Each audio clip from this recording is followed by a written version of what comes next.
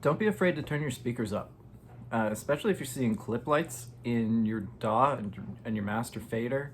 The easiest way around that is just to turn your speakers up, and then your mix in the box will end up being quieter or more dynamic. You don't have to press against every last bit of headroom that you have. Here's what I recommend. I learned this from like the movie mixers. Usually when you mix a film, you go to a mix stage, which is really just like a small theater with no with no audience in it, and those systems are calibrated to a certain volume. It's like 85 dB or something. It's a lot for a small room like this, but that level never changes. So those mixers know what that feels like, what that loudness feels like. And it's the same from one day to the next, which means that the bass hits you the same way from one day to the next. The top end hits you the same way from one day to the next.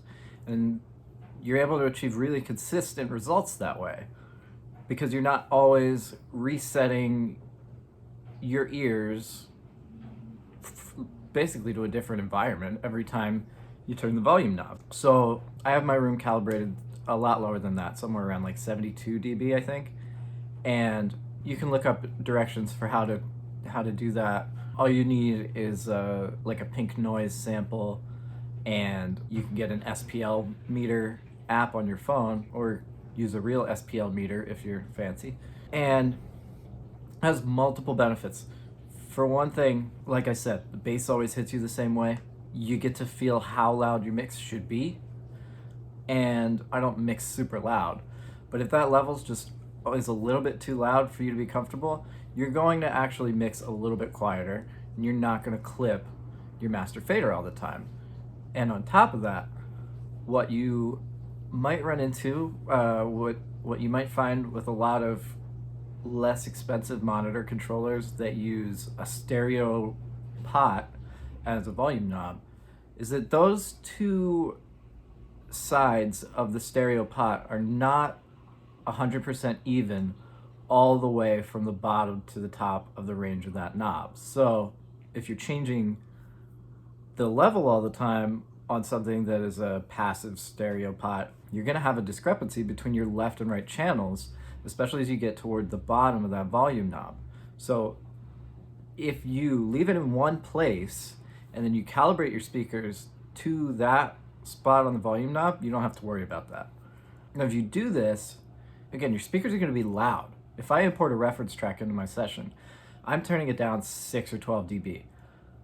If I were to listen to a mastered commercial track at full volume in my studio, it would blow me against the back wall. It's way too loud to be comfortable. And so you just have to turn down what you're listening to. If you jump over to Spotify and you have loudness normalization turned on, it's already knocking it down 6 dB to get down to negative 14 LUFS.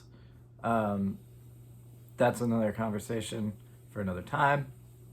If you go over to Netflix or something that's cinematic, then you're all the way down at 23, 24 LUFS.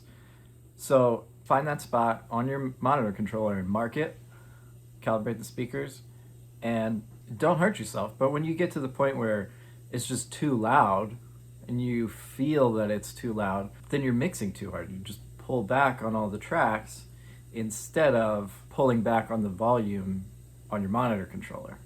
Absolutely do not try to chase the volume of your reference tracks if they're mastered commercial releases.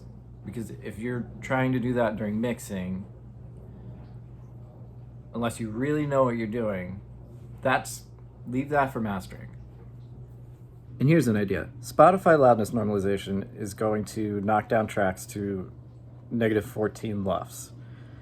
Why not calibrate your monitors so that it's comfortable to listen to loudness normalized tracks on Spotify, mix to that level, then master hotter, because we know that mastering to negative 14 LUFS is not going to be competitive. Then you're getting a loud but dynamic mix, and you're leaving some work for the mastering engineer to do their job well, but you're not crushing your mix. You can even reference tracks on Spotify that way, or Apple Music, or whatever loudness normalized streaming service you use.